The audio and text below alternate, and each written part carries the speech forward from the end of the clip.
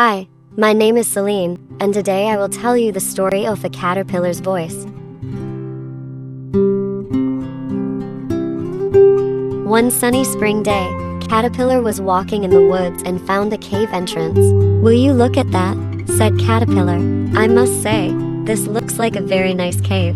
Caterpillar peeked in. "I don't see anyone in there," he said. "Maybe I'll just go inside." So Caterpillar inched inside the cave. Caterpillar crawled up on the top of a rock and immediately fell asleep.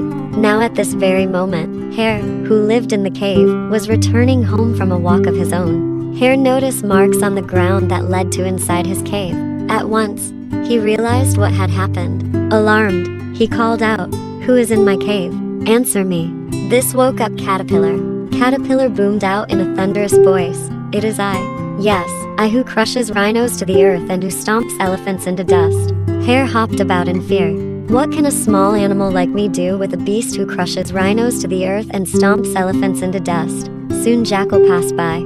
Hare said, "Friend Jackal, won't you help me please? Some fearsome beast has taken over my cave. Won't you talk to it and get it to come out?" Jackal said with confidence, "Of course. All creatures, large and small, listen to me." Jackal stepped boldly to the cave and barked, "Who is in the house of my friend, the hare? Come out at once." Caterpillar called out in a voice that rocked the earth, "It is I.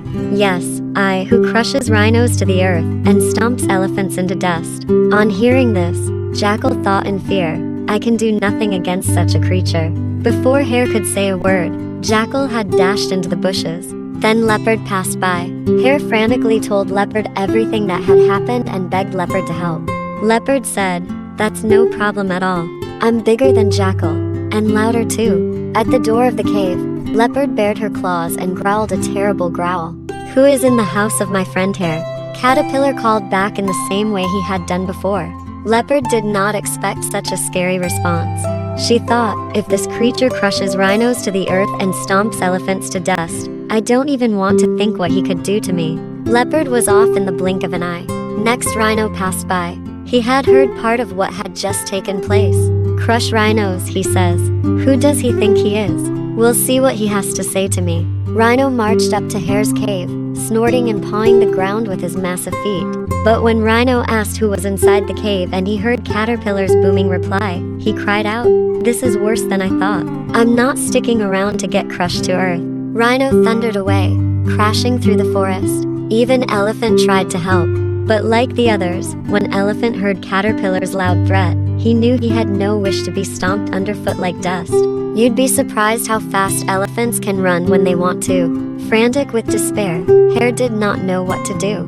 Frog passed by. "What's wrong?" said Frog, and Hare explained the whole said situation. "Maybe I can help," said Frog. "If only you could," said Hare. But Jackal tried to help. Leopard tried to help. Even Rhino and Elephant tried to help. And none of them could, so I hardly suppose a small creature like you, if you don't mind my saying so, could do anything. "I don't mind your saying so," said Frog. "But just the same, I'd like to try." Jackal, Leopard, Rhino, and Elephant heard their names spoken and they came up to see what was going on. "What? You're going to try to get that beast out of the cave?" said Jackal, pointing at the little frog. "You'll be crushed in a second," laughed Rhino. The rest of the animals joined in the laughter. "But Frog wants to," said Hare. "I may as well let him try." Frog stepped up to the cave door and asked who was inside. She received the same booming reply that was given to the others. Then Frog stepped closer and shouted, "I, who am the strongest of all, have come at last. I am the one who crushes those who crush the rhinos. I am the one who stomps underfoot those who stomp the elephants."